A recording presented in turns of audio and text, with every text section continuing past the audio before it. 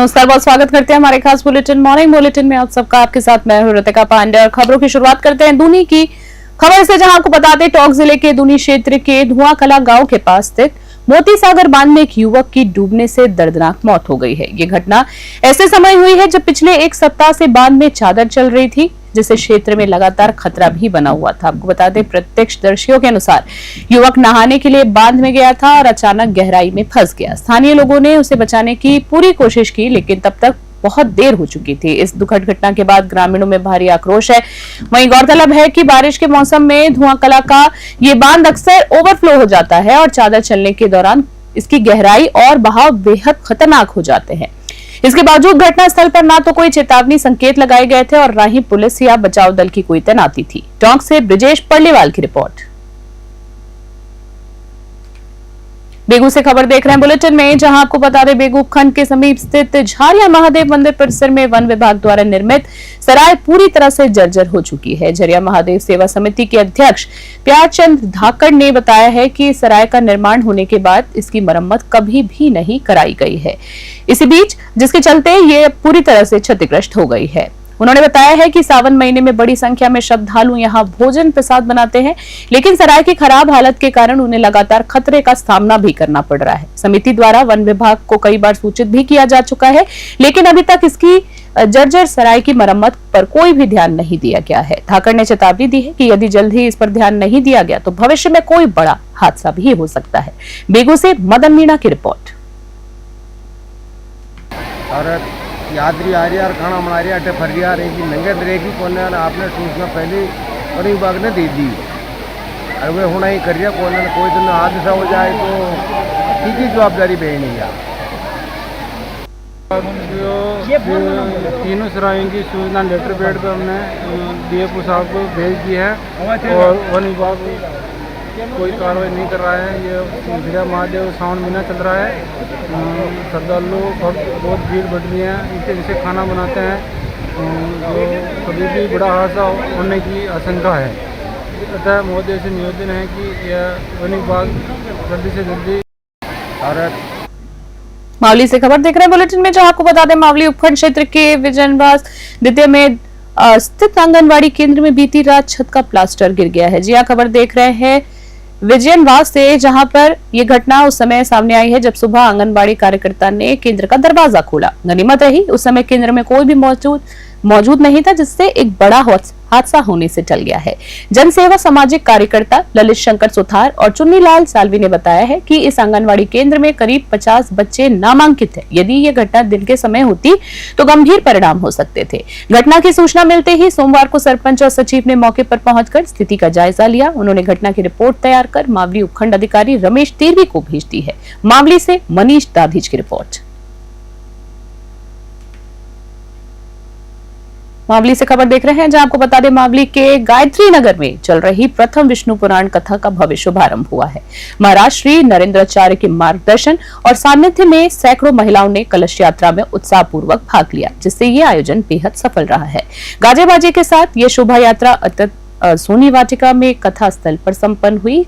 कथा पंडालों में भक्तों के जयकारों के बीच महाराज श्री व्यासपीठ पर विराजे और विष्णु पुराण कथा का वाचन प्रारंभ किया गया। कथा के दौरान भजन कीर्तन हुए, जिसके बाद महाआरती में सभी भक्तों ने भाग लेकर भगवान विष्णु और लक्ष्मी जी का आशीर्वाद प्राप्त किया। कथा के समापन पर सभी महिलाओं, पुरुषों और बच्चों ने महाप्रसाद का भी आनंद लिया। मावली से मनीष दाधीज की रिपोर्ट। श्री विजयनगर से खबर देख रहे हैं, जहां एक्सिस बैंक ब्रांच के बकाया ऋण वसूलने के लिए एक बड़ी कार्रवाई की गई है। ऋण न चुकाने के कारण बैंक ने सहारण एंड कंपनी नामक फर्म की कई संपत्तियों को सील कर दिया है। बैंक कर्मचारियों ने धान मंडी स्थित सहारण एंड कंपनी की दुकान को सील किया। इसके साथ ही सहारण एंटरप्राइजेस फैक्ट्री को भी बैंक कर्मियों ने सील कर दिया है। कार्रवाई यही नहीं रुकी, बल्कि बैंक टीम ने फर्म मालिक के मकान को भी सील कर दिया है। इस पूरी कार्रवाई के दौरान किसी भी अप्रिय स्थिति से निपटने के लिए बड़ी संख्या में पुलिस जाब्ता मौके पर तैनात रहा। बता दें, ये कार्रवाई बकाया ऋण का भुगतान न किए जाने के कारण बैंक की टीम द्वारा की गई। श्री विजयनगर से जय किशन की रिपोर्ट। बारा से खबर देख रहे हैं, जहां जिले के किशनगंज थाना क्षेत्र में पुलिस हिरासत में एक हत्या के आरोपी की तबीयत बिगड़ने के बाद मौत हो गई। पुलिस ने जहां तबियत खराब होना मौत का कारण बताया है, वहीं परिजनों ने पुलिस पर मारपीट का गंभीर आरोप लगाया है। घटना की सूचना मिलने पर एसपी अभिषेक अंदांशु, कलेक्टर रोहिताश सिंह तोमर और एएसपी राजेश चौधरी भी मौके पर पहुंचे हैं। एसपी ने बताया है कि युवक की पुलिस हिरासत में तबियत बिगड़ने पर उसे तुरंत अस्पताल पहुंचाया गया, जहां उसकी मृत्यु हो गई। उन्होंने कहा है कि नियमानुसार मामले की जांच करवाई जा रही है। हालांकि मृतक लोकेश तुमन के परिजनों ने पुलिस पर गंभीर आरोप लगाए हैं कि लोकेश की मौत मारपीट के कारण हुई है, न कि तबियत खराब होने के। इस मामले में आगे की जांच और मृतक के पोस्टमार्टम रिपोर्ट का इंतजार भी किया जा रहा है, ताकि सच्चाई सामने आ सके। 12 से हरीश शर्मा की रिपोर्ट।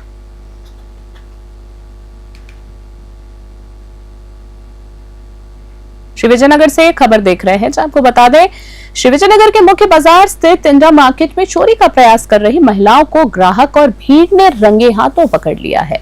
यह घटना तब हुई जब महिलाएं एक दुकान पर ग्राहक के पैसे चुराने की कोशिश कर रही थी। बता दें, चोरी की इस घटना से बाजार में हड़कंप मच गया है और मौके पर भारी भीड़ भी जमा हो गई। सूचना मिलने के बाद स्थानीय पुलिस की टीम तुरंत मौके पर पहुंची और दोनों महिलाओं को अपनी हिरासत में लेकर पुलिस थाने ले गई।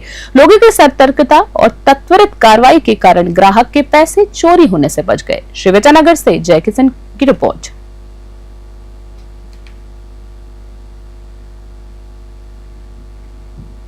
सांचौर से खबर देख रहे हैं। सांचौर के चितलवाना उपखंड के आमली ग्राम के ग्रामीणों ने आबकारी अधिकारी को ज्ञापन सौंपकर ब्रह्मकन्या विद्यापीठ और मंडाव माताजी मंदिर के ठीक सामने स्थित मामा भांजा वाइन शॉप के गोदाम और ठेके को हटाने की मांग की। ग्रामीणों की इस बात को लेकर भारी आक्रोश है कि आदेश जारी होने के बावजूद शराब का ठेका अभी तक हटाया नहीं गया है। ग्रामीणों ने बताया है कि आमली से सांचौर जाने वाली सड़क पर ब्रह्मकन्या विद्यापीठ और मंडाव माताजी मंदिर के ठीक सामने मामा भांजा वाइन शॉप के नाम से एक शराब का गोदाम है, जहां से खुलेआम शराब की खुदरा बिक्री की जा रही है। शिकायत ये भी है कि ये गोदाम रात 8 बजे के बाद भी खुला रहता है, जिससे शराबी वहीं बैठकर शराब भी पीते हैं और उत्पात भी मचाते हैं। इसे विशेष रूप से विद्यापीठ और कन्या छात्रावास में पढ़ने वाली और रहने वाली छात्राओं को काफी परेशानियों का सामना करना पड़ रहा है। सांचौर से ओम प्रकाश बांगरबा की रिपोर्ट।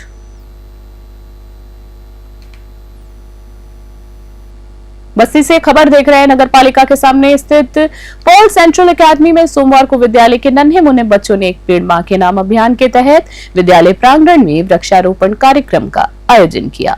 विद्यालय के मैनेजिंग डायरेक्टर शिव कुमार पंचोली और डायरेक्टर अखिल पंचोली ने बताया है कि उनके विद्यालय द्वारा हर वर्ष की तरह इस बार भी छात्र छात्राओं ने मिलकर वृक्षारोपण किया है। इस अवसर पर मैनेजिंग डायरेक्टर ने बच्चों को पेड़ों के महत्व के बारे में समझाते हुए कहा कि हम सभी को पेड़ अवश्य लगाने चाहिए, क्योंकि पेड़ पौधों से हमें जीवनदायिनी ऑक्सीजन मिलती है। इस दौरान कपिल पंचोली, राजेश दादीज, भीमाराम मीणा सहित विद्यालय का संपूर्ण स्टाफ उपस्थित रहा। बस्ती से रामफुल मीणा की खास रिपोर्ट। खेलड़ी से खबर, जहां सावन की 30 से सोमवार को खेलड़ी के समीप स्थित आस्था के केंद्र डूंगर वाले हनुमान मंदिर में विशेष आयोजन किया गया है। मंदिर परिसर में विराजमान श्री नंदेश्वर 108 शिवलिंगों को सूखे मेवों और मिष्ठान से सजाकर भव्य और मनमोहक झांकियां बनाई गई, जो श्रद्धालुओं के आकर्षण का केंद्र रही। इस अवसर पर भक्ति संगीत और जागरण का दौर भी देर रात तक जारी रहा, जिसमें बड़ी संख्या में भक्तों ने भाग लिया। मंदिर में दर्शन और इन अलौकिक झांकियों को देखने के लिए श्रद्धालुओं की भारी भीड़ उमड़ी, जिससे पूरे क्षेत्र में भक्ति का माहौल बन गया। डूंगर वाले महादेव और डूंगर वाले हनुमान मंदिर देश प्रदेश और आसपास के क्षेत्रों में विशेष आस्था का केंद्र माना जाता है और सावन के सोमवार को यहां भक्तों की भीड़ उमड़ना एक सामान्य बात है। खेलड़ी से इकलेश शर्मा की रिपोर्ट। सांचौर से खबर, जहां सांचौर को नया जिला बनाने की जो मांग को लेकर सांचौर जिला बचाओ संघर्ष समिति का धरना आज 212वें दिन भी जारी रहा है। इस आंदोलन को स्थानीय लोगों के साथ साथ विभिन्न सामाजिक संगठनों, व्यापार मंडल, किसान नेता और छात्रों का भी लगातार समर्थन मिल रहा है, जिससे ये और भी मजबूत हो गया है। आपको बता दें, धरना स्थल पर समिति के प्रमुख नेताओं ने एक बार सरकार सांचौर को जल्दी से जल्द जिला घोषित करने की फिर से मांग की है। उन्होंने स्पष्ट चेतावनी दी है कि यदि उनकी मांग नहीं मानी जाती तो आंदोलन को और भी तेज किया जाएगा। स्थानीय निवासियों का कहना है कि वे लंबे समय से बेहतर प्रशासनिक सुविधाओं और क्षेत्रों को समुचित विकास के लिए जिले की मांग कर रहे हैं। उनका मानना है कि जिले का दर्जा मिलने से जनता को प्रशासनिक कार्यों के लिए दूर नहीं जाना पड़ेगा और क्षेत्र का चहुमुखी विकास संभव हो पाएगा। समिति ने दोहराया है कि जब तक उनकी मांगे पूरी नहीं हो जाती ये शांतिपूर्ण आंदोलन जारी रहेगा। सांचौर से सवाई सोनी की रिपोर्ट। सवाई माधोपुर से खबर, जहां झालावाड़ में हुए दर्दनाक हादसे ने पूरे देश को झकझोर रखा है, लेकिन इसके बावजूद सवाई माधोपुर जिले में प्रशासन की घोर लापरवाही देखने को मिल रही। यहाँ के कई स्कूल भवन जर्जर हालत में हैं, जो कभी भी बड़े हादसे का कारण बन सकते हैं। उपखंड क्षेत्र बोली में स्थित Mahatma Gandhi English medium school खाचा, नेनवाड़ी, साथ ही राजकीय प्राथमिक विद्यालय मीणा कुम्हारों की ढाणी, उदगांव और government senior secondary school Nantodi की बिल्डिंगें बेहद खराब हालत में है। विद्यालय की छत और बरामदा बेहद जर्जर स्थिति में है। वहीं स्कूल में पढ़ने वाले बच्चों और ग्रामीणों के अनुसार बारिश के दौरान 3 से 4 कमरों में पानी भर जाता है और छत से लगातार रिसाव होता है। कई जगह से छत लगभग ढह भी चुकी है और कहीं कहीं तो बालियों के सहारे जो है दिख रही है। आपको बता दें, जिससे बच्चों की जान पर बेहद खतरा बना रहता है और हर समय खतरा बना रहता है। छात्रों का कहना है कि हर बारिश उनके लिए डर लेकर आती है। इन दोनों विद्यालयों में करीब 120 बच्चे और शिक्षक ग्रहण करने आते हैं, जिसकी सुरक्षा भगवान ही भरोसे है। ग्रामीणों ने कई बार स्कूल प्रशासन और ग्राम पंचायत को इस गंभीर स्थिति से अवगत कराया, लेकिन आज तक कोई कार्रवाई और ठोस कदम नहीं उठाए गए। सवाई माधोपुर से राकेश चौधरी की ग्राउंड रिपोर्ट। सर, विद्यालय के कितने भवन जर्जर हैं और अब तक जितने भी भवन जर्जर हैं ये बच्चे बारिश में टपकते हुए पानी में बैठते हैं, तो आपने उच्च विभागीय अधिकारियों को इस को लेकर के अवगत करवाया था? देखिए, हमारे विद्यालय में वर्तमान में 3 भवन जो है जर्जर हालत में है, जिनमें से उन कक्षों को हमने बंद कर रखा है और बच्चों को दूसरे कक्षों में पन्नियाँ ऊपर तान के जो टपकते थे तो पन्नियाँ ऊपर तान के फिर बच्चों को जो थोड़े सुरक्षित कक्ष है उनमें बिठाया जा रहा है और उन्हीं में ही बच्चों को बिठाकर उनकी पढ़ाई करवाई जा रही है। और अधिकारियों को, विभागीय अधिकारियों को हम समय समय पर इस बात की सूचना देते रहे। पिछले 3-4 साल से जब से मैं विद्यालय में आया हूँ, लगातार मैं इस तरीके की सूचना देता रहा हूँ। विद्यालय भवन जो जर्जर हो रहा है, इसको लेकर के आपने विभागीय अधिकारियों को कब अवगत करवाया था? विद्यालय भवन जो जर्जर हो रहा है उसके लिए हमने जुलाई में शुरू में ही पीओ साहब के माध्यम से सीबीओ सर को अवगत करा दिया था। लिखित में पत्र भी दिया है और हर बार, पिछली बार जुलाई में भी हमने अवगत कराया था। फिर विद्यालय जब बंद हुआ उसके बाद में विद्यालय बंद हुआ जब भी हमने अवगत करवाया कि हमारे विद्यालय का एक बरामदा, जिसमें आप देख रहे हैं बल्ली लगा के हमने लगा रखा है, और एक बरामदा जो पूरी तरह से क्षतिग्रस्त है, बच्चे बिठा नहीं सकते। पिछले साल से हमने वो रूम बिल्कुल बंद कर रखा है। कितने बच्चों का नामांकन है स्कूल में? यहाँ 35 का नामांकन है। नौहर से खबर देख रहे हैं। हनुमानगढ़ जिले के नौहर से खबर आ रही, जहां जन जन के कल्याण और उत्थान के प्रति अपनी प्रतिबद्धता दोहराते हुए पूर्व विधायक अभिषेक मटोरिया ने अपने मटोरिया आवास पर एक जन सुनवाई कार्यक्रम का आयोजन किया। इस दौरान उन्होंने सम्माननीय आगंतुकों और कार्यकर्ताओं बंधुओं से भेंट कर उनकी समस्याओं को सुना और त्वरित निस्तारण हेतु संबंधित अधिकारियों को निर्देशित भी किया है। मटोरिया भवन में आयोजित इस जन सुनवाई में पूर्व विधायक अभिषेक मटोरिया ने बिजली, पानी और शिक्षा, चिकित्सा से संबंधित लोगों की परिवेदनाएं सुनी। उन्होंने तुरंत संबंधित अधिकारियों को फोन कर समस्याओं के समाधान के लिए कहा है। भाजपा युवा नेता प्रेम गोदारा ने इस अवसर पर कहा है कि अभिषेक मटोरिया का जनता के प्रति प्यार आज भी बना हुआ है। उन्होंने बताया है कि विधायक सुबह 11 बजे से लेकर रात 10 बजे तक जनता की फरियाद सुनते रहे। नौहर से सेठी गोदारा की रिपोर्ट। वार्ता करके पत्र लिख के वो भी अतिशीघ्र करवाएंगे और जब तक जन सुनवाई पूरी नहीं होती, तमाम जितने भी यहाँ पर लोग आए हुए हैं अपनी समस्याएं लेकर, शिकायत लेके, फरियाद लेके, उसका पूरा सुनकर प्रशासन को तुरंत निर्देश भी दिया जाएगा और प्रयास ये रहेगा कि माननीय मुख्यमंत्री भजनलाल जी शर्मा के आदेशानुसार उनकी जो मंशा है, उनका जो सपना है, हर आदमी तक न्याय पहुंचे, हर आदमी को न्याय मिले। बिजली, पानी, शिक्षा, चिकित्सा, सड़क जैसी मूलभूत सुविधाओं में जनता को कोई किसी प्रकार की दिक्कत नहीं हो, इस मंशा के साथ ये कार्य किया गया।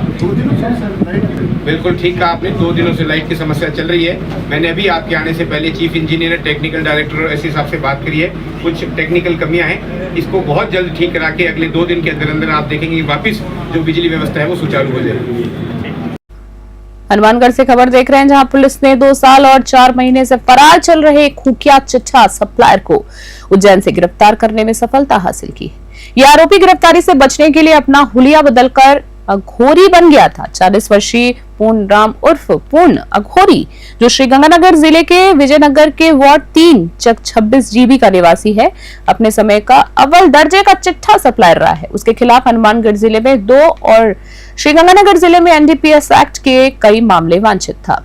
बता दें आपको, हनुमानगढ़ पुलिस 5000 का इनामी बदमाशी भी घोषित किया गया था। आखिरकार टाउन पुलिस की सब इंस्पेक्टर ज्योति, कांस्टेबल पवन और रोहिताश की टीम ने इस इनामी चिट्ठा सप्लायर को गिरफ्तार करने में सफलता हासिल की। हनुमानगढ़ से लखविंदर की खास रिपोर्ट।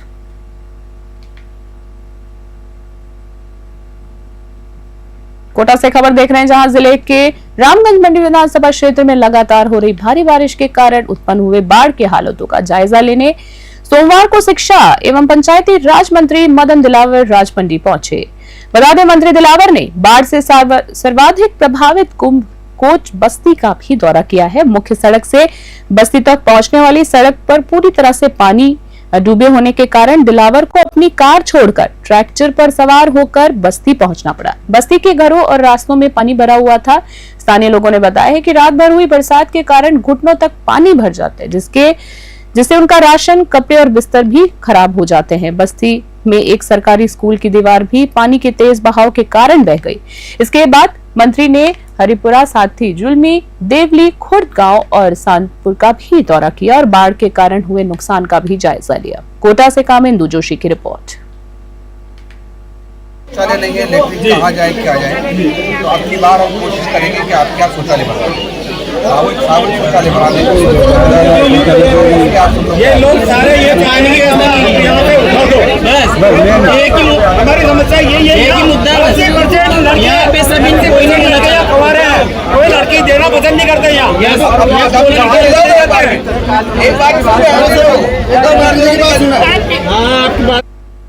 अभी के हमारे खास बुलेटिन में इतना ही। देखते रहे और बने रहे न्यूज़ 21। तब तक के लिए नमस्कार।